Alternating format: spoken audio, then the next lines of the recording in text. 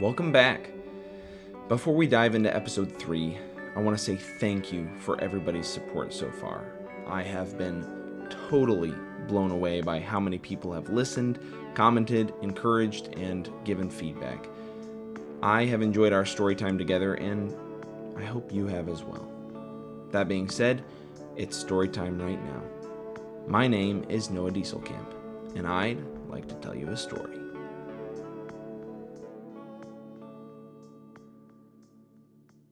I'd like to tell you a story, if you've got the time.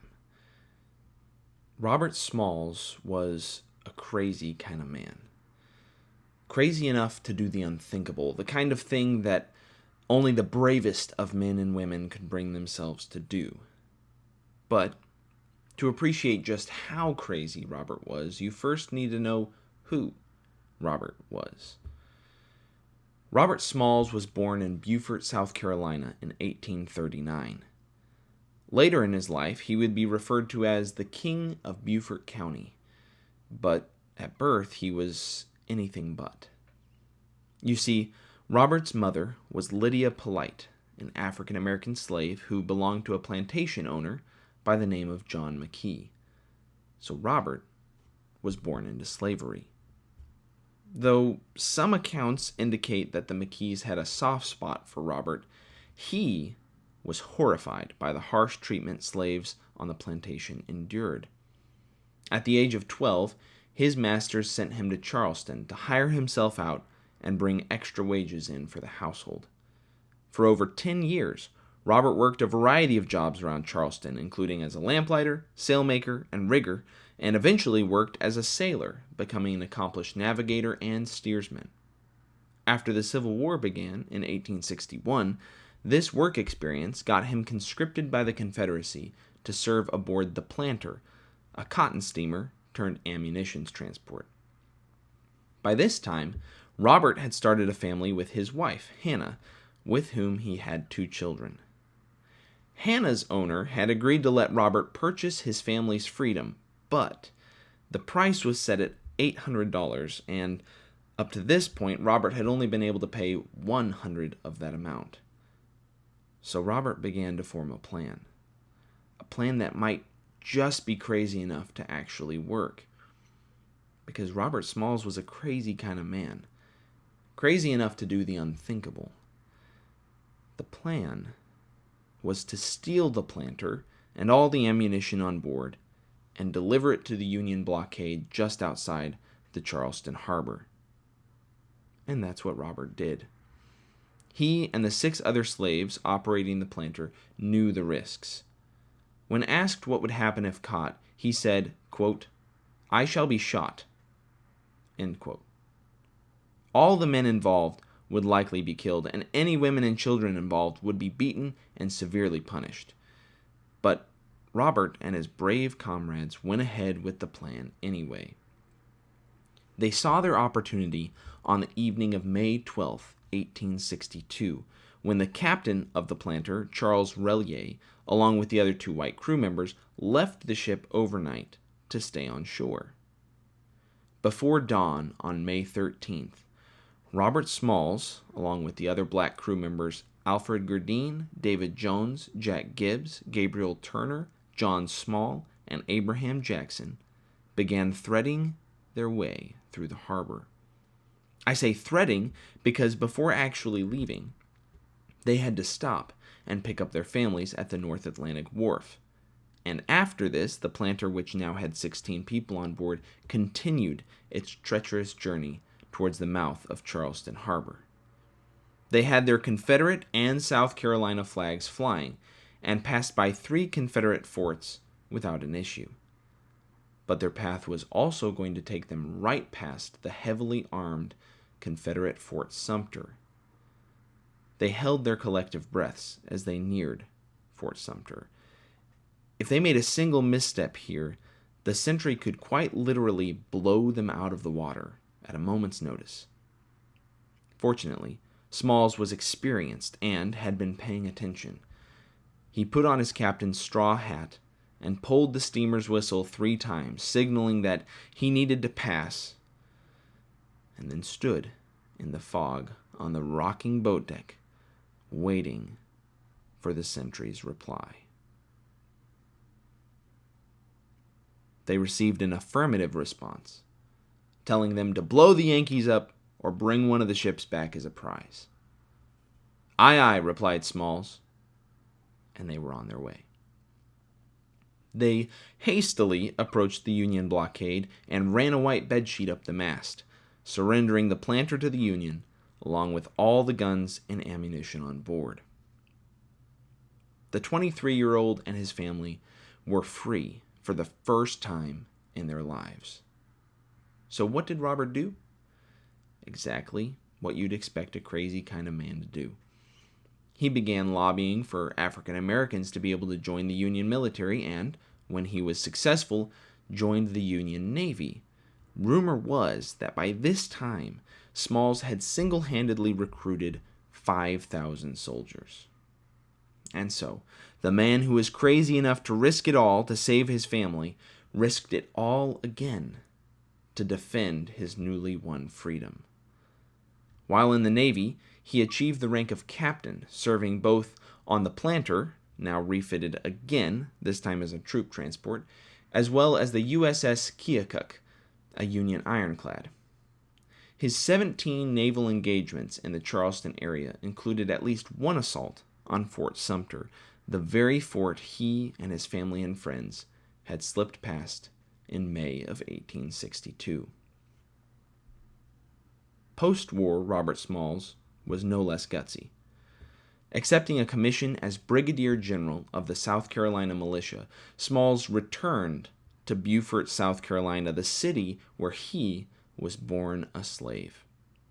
Using the money he had earned in the Navy, Smalls opened a store, started a school for black children, began publishing a newspaper, and purchased a house still visible at 511 Prince Street, Beaufort, South Carolina. Incidentally, the very same house previously owned by the John McKee family. The house where Robert Smalls had been born into slavery was now his.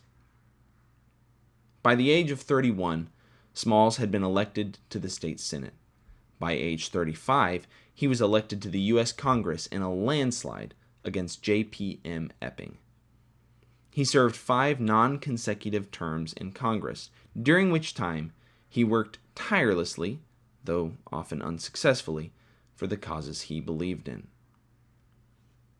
Let's pause for a moment and appreciate that this was not a good time and place to be black, especially in politics.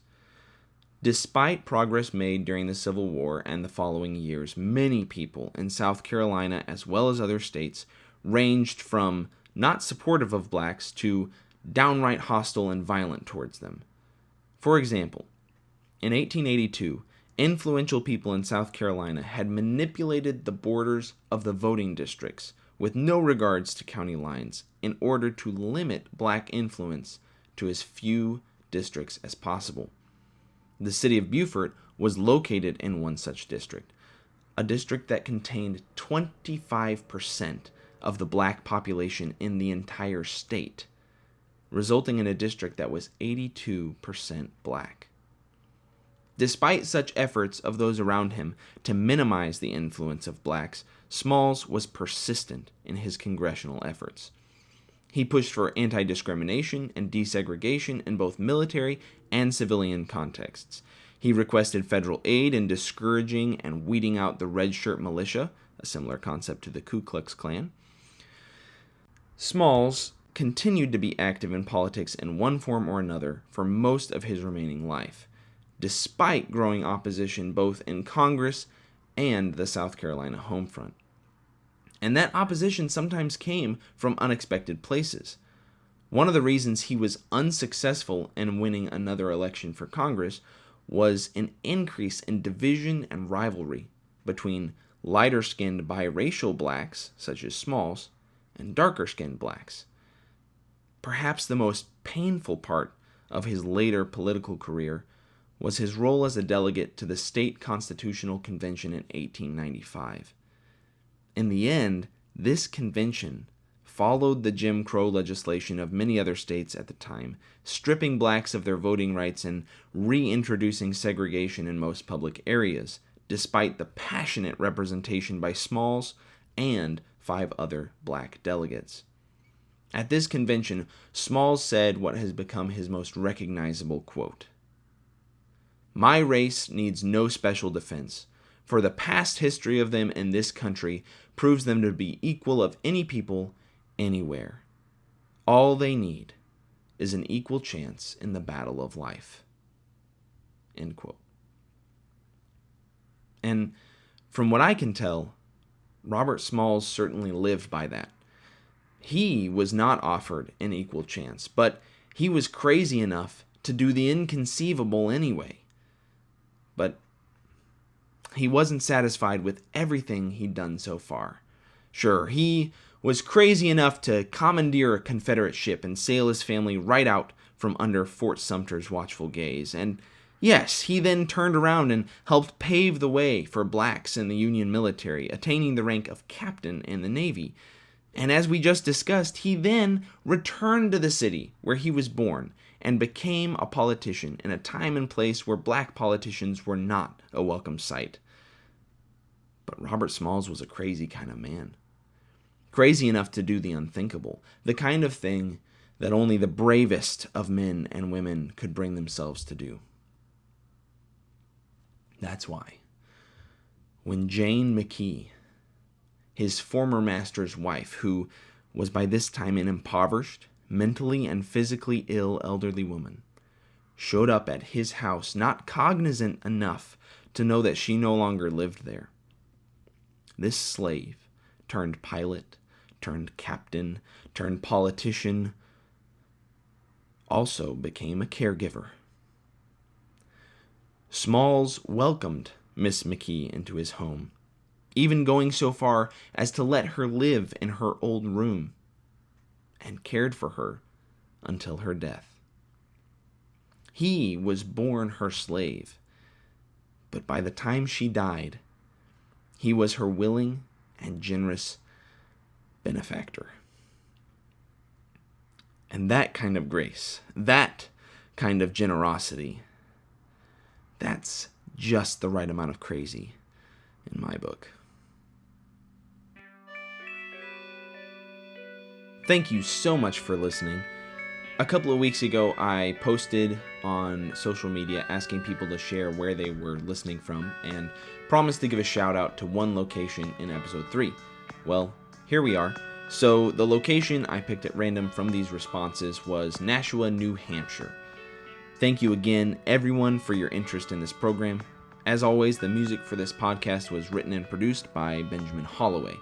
For his information, as well as a transcript of this episode with sources included, please visit my website at bit.ly/tellastorypodcast. That's bit.ly/tellastorypodcast. Have a great day.